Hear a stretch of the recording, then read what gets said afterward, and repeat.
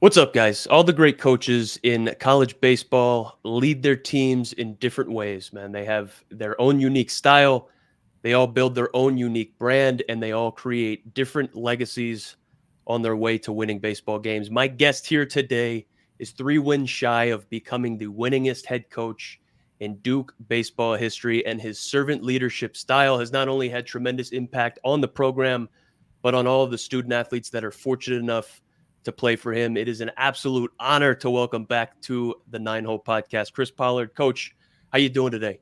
I'm great, Ian. Thanks for having me back on. Of course, it's an honor, like I was talking to you about before we went live, to have a leader, a coach, a man of your caliber on the show, just to bless me and my audience just with your insights, some tidbits about your team, and obviously, your legacy that you are leaving and currently carving out in this fantastic career you've been having. So, man, where are you guys at right now, practice wise, as we kind of creep closer to October? What's life like right now for you guys? Yeah, no, it's a great question. We are in week 4 of 4 weeks of, we call them indies, Ian, but really the NCAA allows you sort of out of season chunks and in season chunks. They allow you a 45-day window in season in the fall, and then of course you have your bigger spring in season, what we call the championship season.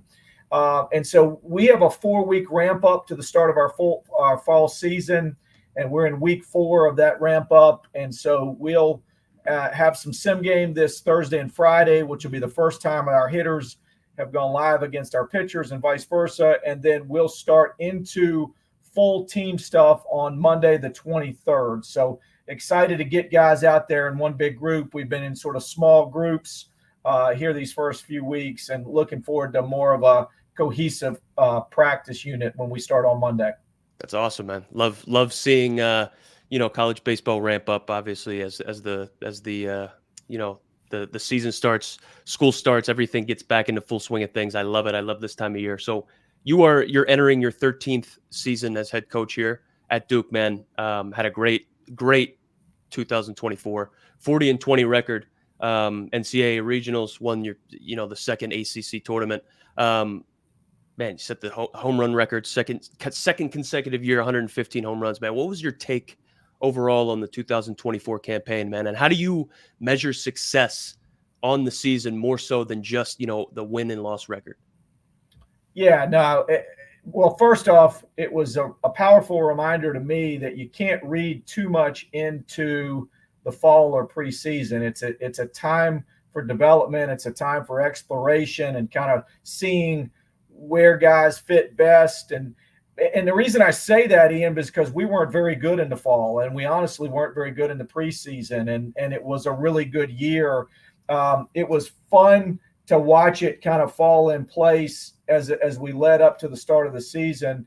I think, like a lot of programs now in college baseball, because of the portal, you have more transition, more turnover in college baseball. And so really sort of reestablishing your culture becomes paramount.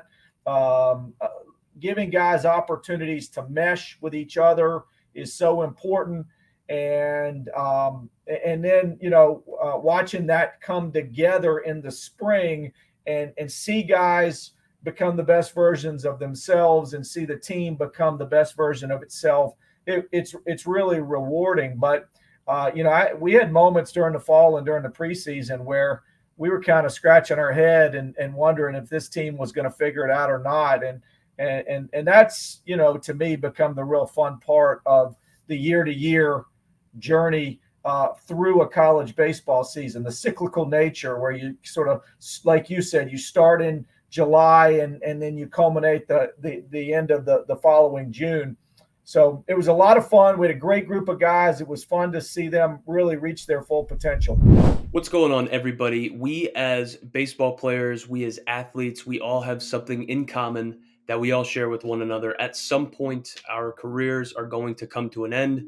whether we play 15 years in the league or whether we don't make it past high school or college. This is called the Money Playbook. So this teaches financial concepts for student athletes, for professional athletes. It's got a bunch of financial concepts in there that I didn't learn until I was done playing. Go on over to Amazon and check it out. It's called the Money Playbook. It's written by Mark Tepper, who is an NFLPA registered investment advisor. So he has worked with a plethora of professional athletes. Like I said, go to Amazon. We'll leave the link in the bio and the description of this episode.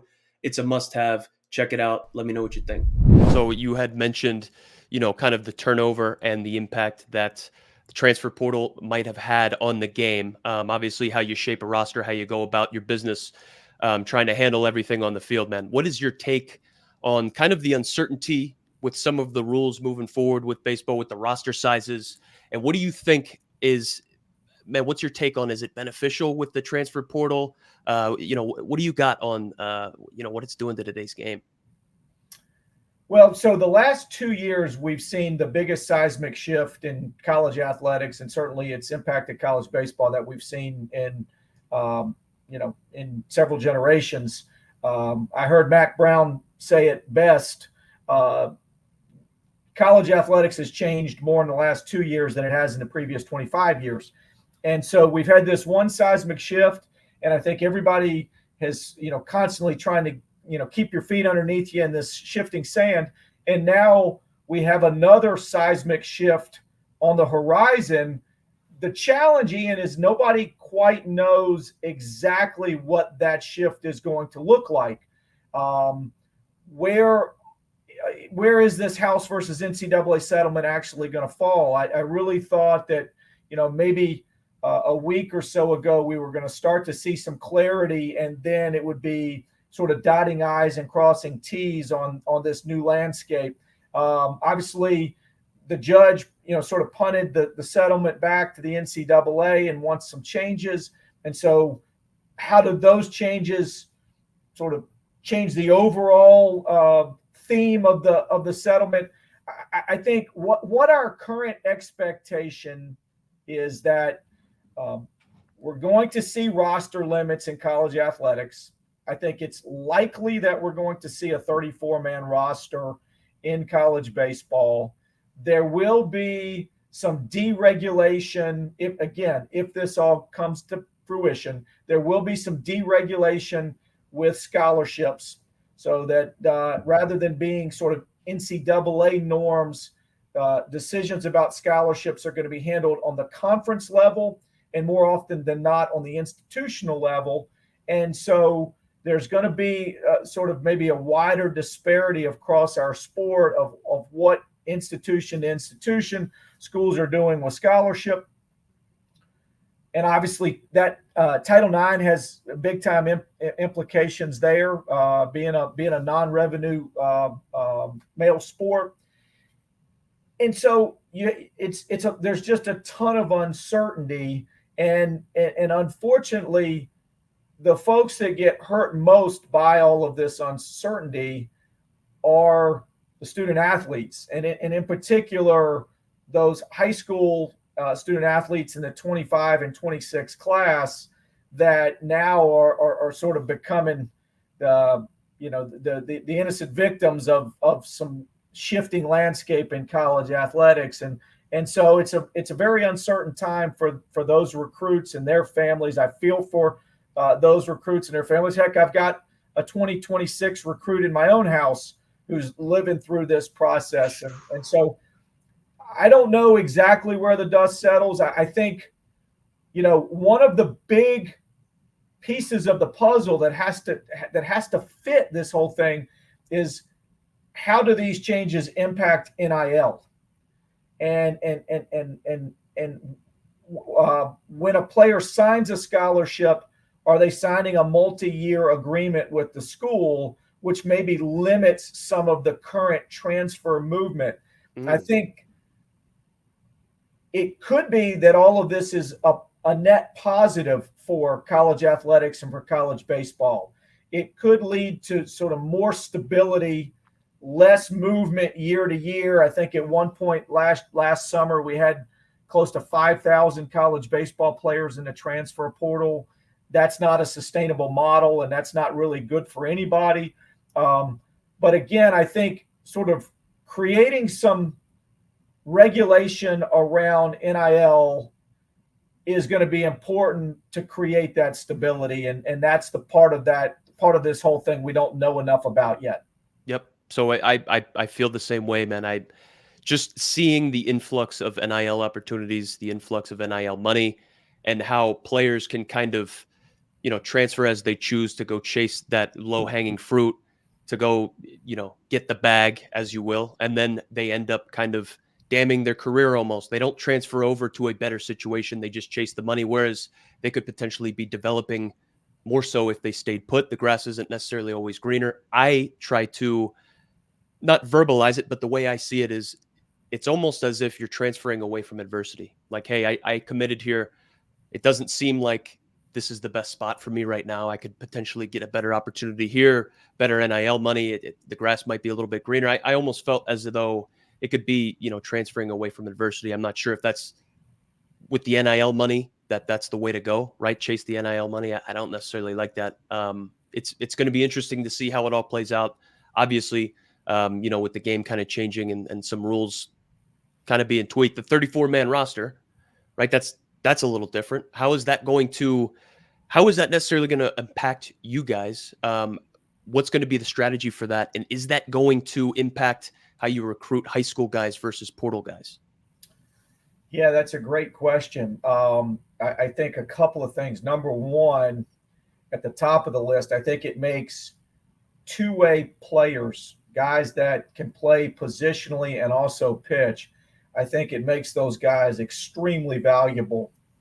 So I think you'll see more programs really taking advantage of and utilizing the two-way player. And certainly we're seeing the two-way player thrive at the highest levels of our sport, right? I mean, Shohei Ohtani is a great example, or the greatest example of how a two-way player can impact the highest level of our game. That's number one. Number two, I think it could, unfortunately, and I say unfortunately because I worry about these high school prospects, this could create even more of a focus on the portal, because coaches are inevitably, if you only have 34 and therefore maybe you're only bringing in 10 in a recruiting class, you've got to get those 10 right. And therefore, does that cause coaches to lean more heavily on the portal because they're getting more experienced guys and therefore maybe a little bit more of a known commodity versus taking a chance on a high school player who has some development ahead of them.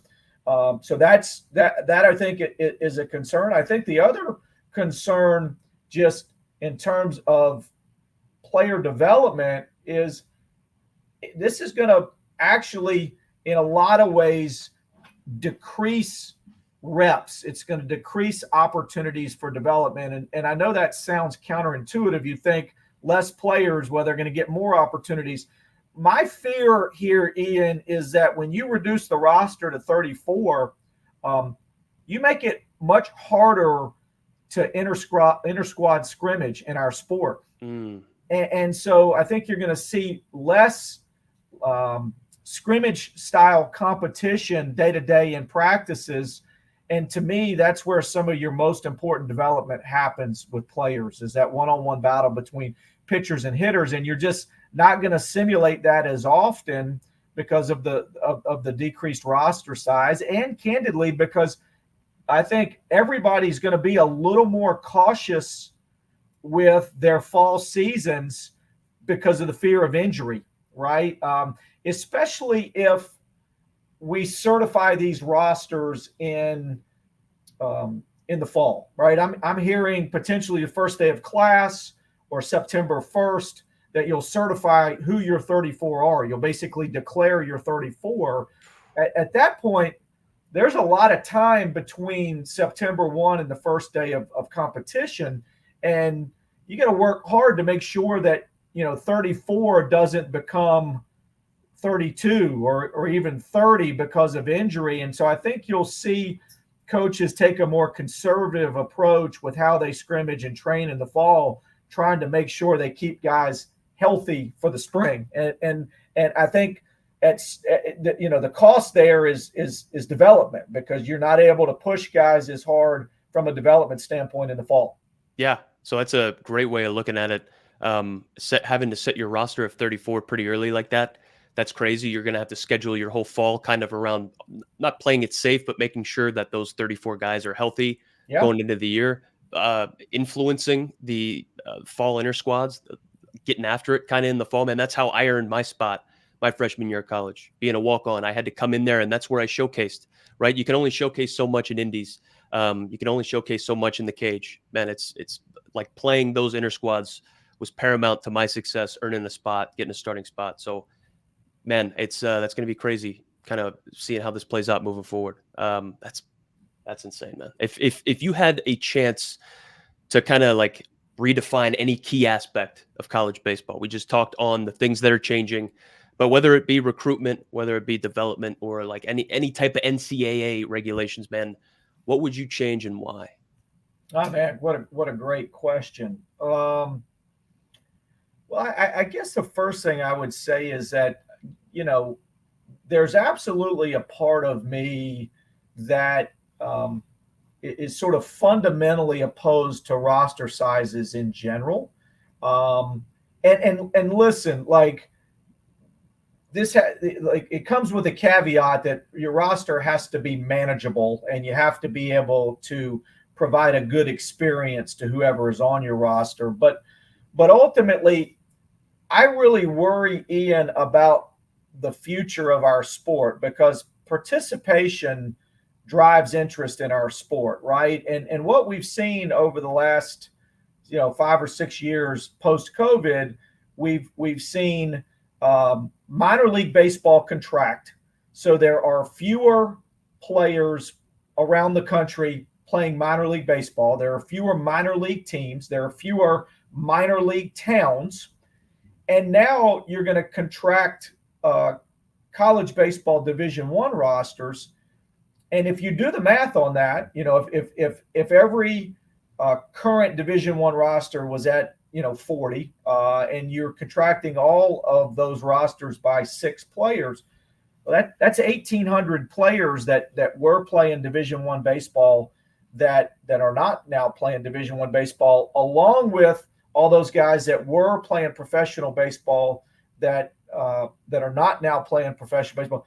That's a lot of good players that now aren't having an opportunity to continue on in our game. And I just I worry about what that does to the long-term health of our sport. I worry about what taking a minor league team out of a place like Elizabethton, Tennessee, or Pulaski, Virginia, or State College, PA. I worry about what that does for viewership and fandom in our sport.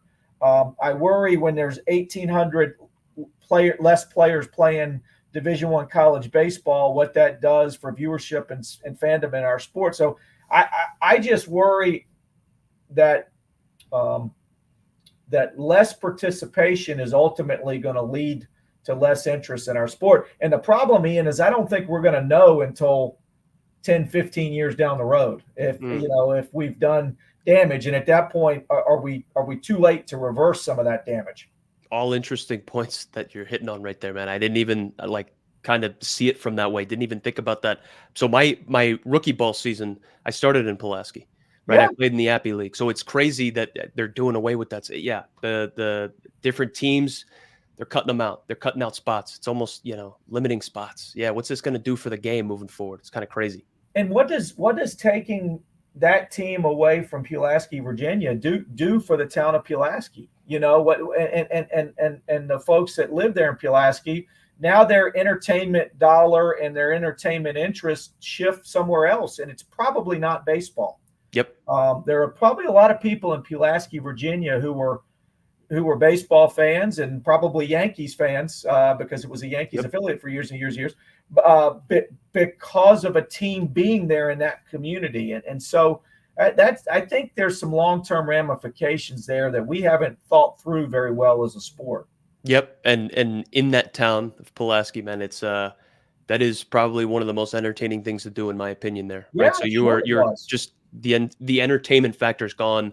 Yeah, it's man, it's crazy. Absolutely crazy. So just hitting on a couple questions about your insight, man. So you've obviously had a fantastic career, and every as we talked about, every leader has a different way that they go about their business. We talked about when you were on the show last time, servant leadership. So with that, every leader has moments of doubt. Every baseball player has moments of doubt. There's so much failure around the game. Can you share a time where you've questioned yourself, or your methods, or your approach, or how you went about your business, and how did you overcome that? Oh my gosh. Well, I think number one, the first thing I'd say is, and I remind our guys this, um, there's never going to be a season, right, where you don't have moments of doubts. And being honest and being willing to be vulnerable and honest with yourself and say, hey, I'm struggling right now. I'm doubting myself. And being honest and vulnerable with each other, your teammates, and saying, man, I'm really going through it right now, is a really important part of this. I was fortunate enough, around 19, 20, 21, to have a unique stretch where I got a chance to spend a lot of time with the Navy SEALs. Brian Bourgeois was a special warfare commander, SEAL Team 8, and he was so great to me. He passed in a training exercise, and I think about him often and the impact he had on my life. But one of the things that was such an important takeaway for me from spending all that time over those 3 years with the SEALs is like, talking about how nobody that goes through BUDS doesn't think about quitting, right? Like every single guy that's ever been in BUDS has moments where they're like, that thought creeps into their head, right? And it's like, how do you process that thought and then still keep moving forward, right? And so I tell our guys every year, there's going to be moments where you wake up and say, after an 0 for 4 or after a 4-game losing streak, and you say, man, I don't know if I can keep doing this. And you just got to get out of bed, and you got to start putting one foot in front of the other, and keep grinding and keep showing up. But yes, to specifically answer your question, like 2022, our 2022 season was a professional low spot for me. And I don't mind telling, I've had this conversation with other coaches and players, and don't mind telling your listeners, like, we got to a point in the 2022 season where we let the struggle impact us so much that I kind of lost our team. They weren't hearing the message. They were doubting themselves so much, and doubting us as coaches, and doubting me as from a standpoint of a leader. And honestly, it was a hard thing to go through. But now I look back on it and say, man, that was one of the best things for my coaching career. I needed that. And now I look back on it as sort of a professional reset. But that doesn't mean it wasn't, it wasn't a real grind to have to go through it. And it was really one of the first times since I was very early in my coaching career where I just felt like, you know what, I've kind of lost these guys a little bit, and the message isn't getting through.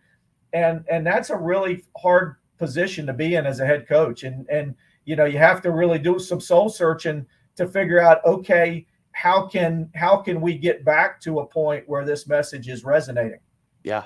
Yeah. That's awesome. It's just had Cliff Godwin from ECU on the show the other day. He was talking about Navy SEALs as well, kind of how they go about their business and trying to use what he learned there to influence his team. It's fantastic to hear. I love David Goggins, love hearing about kind of his philosophies and stuff like that. Jocko, I got his book next to me. I got books from Jocko all over the house, man. It's fantastic. Love it.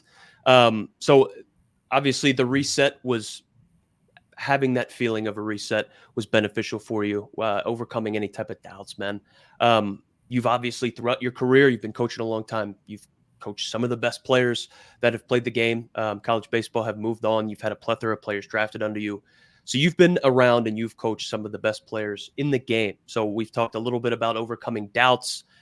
What about like overcoming failure? So you've had players that have struggled on the field, maybe academically. It is a top, academic institution over at Duke, man.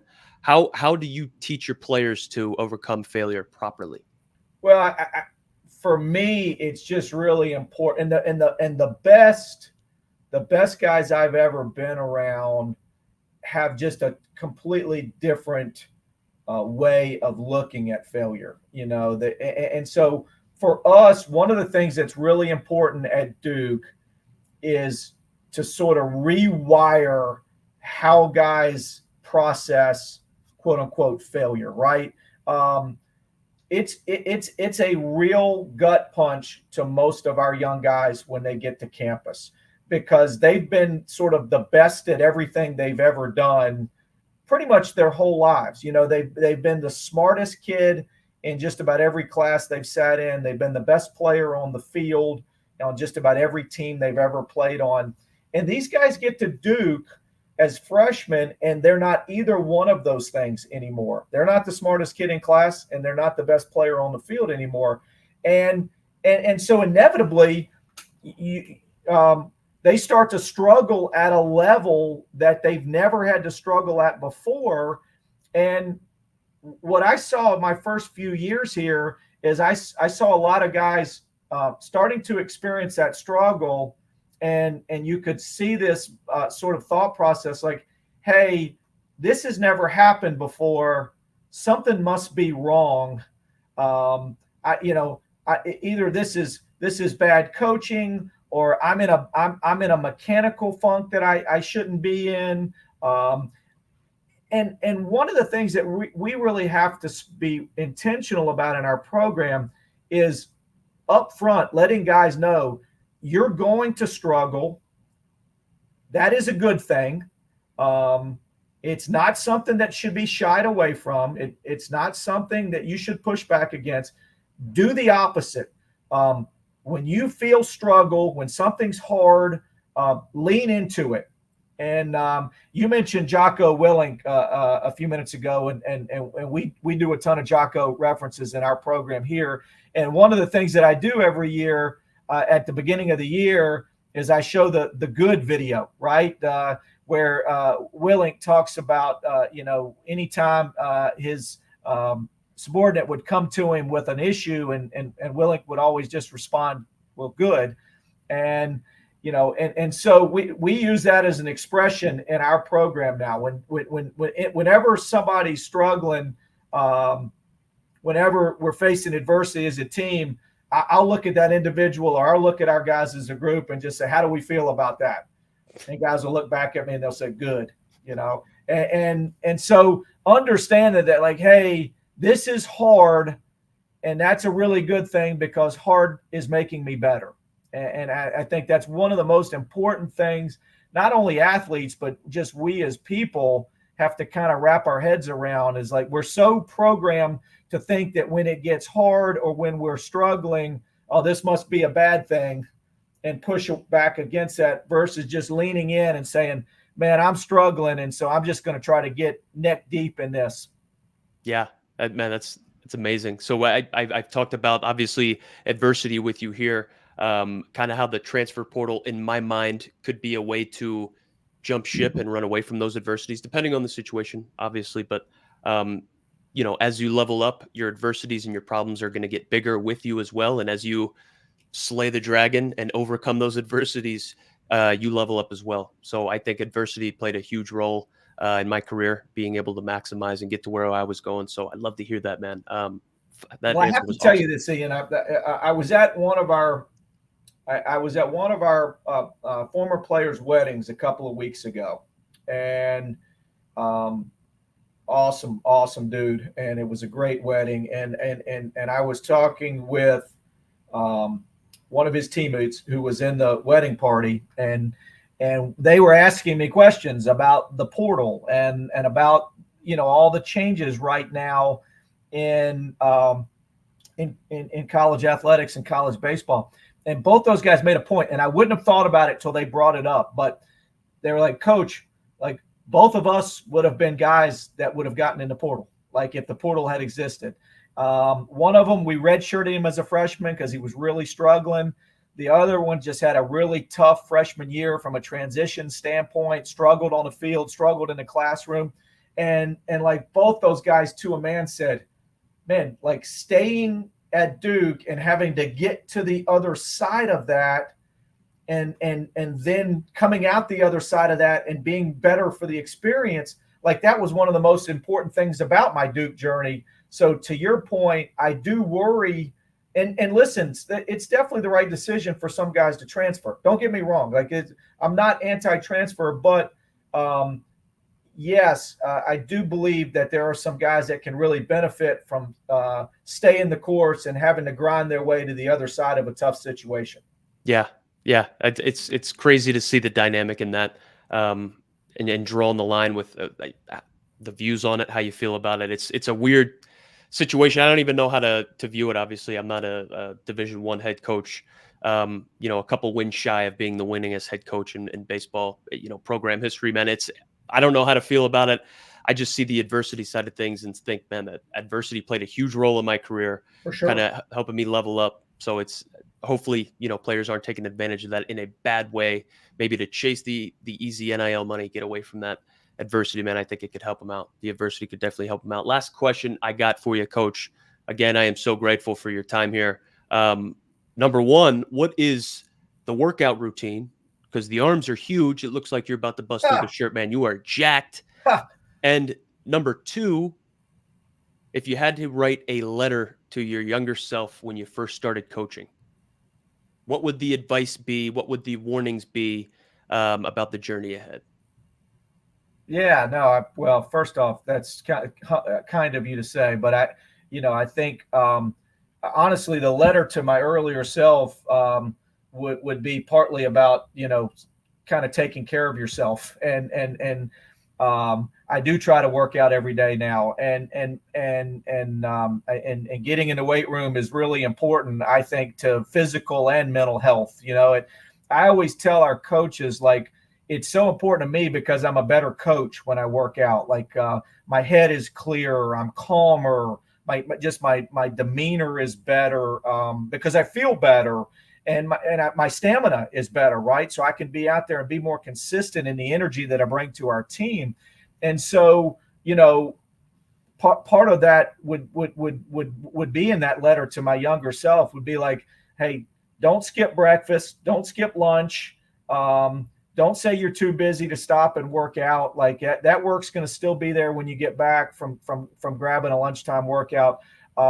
Make sure you're prioritizing sleep because all of those things matter in terms of like the energy and the demeanor that you show up with to practice day in and day out. And ultimately, Ian, at 50.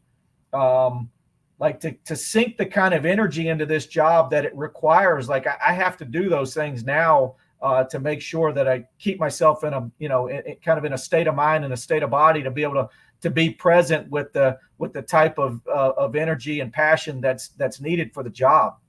Yep. That's awesome, Coach. I appreciate you elaborating there. I appreciate you giving us your time, 30 plus minutes of just great insight, man, talking about the servant leadership techniques and ideas that helps lead your team to victory. So grateful for your time and insight again, Coach. Again, Chris Pollard, head coach of the Duke Blue Devils. Coach, appreciate your time. Looking forward to seeing the continued success this year, man. Thanks for having me back on. Absolutely. Catch you guys later.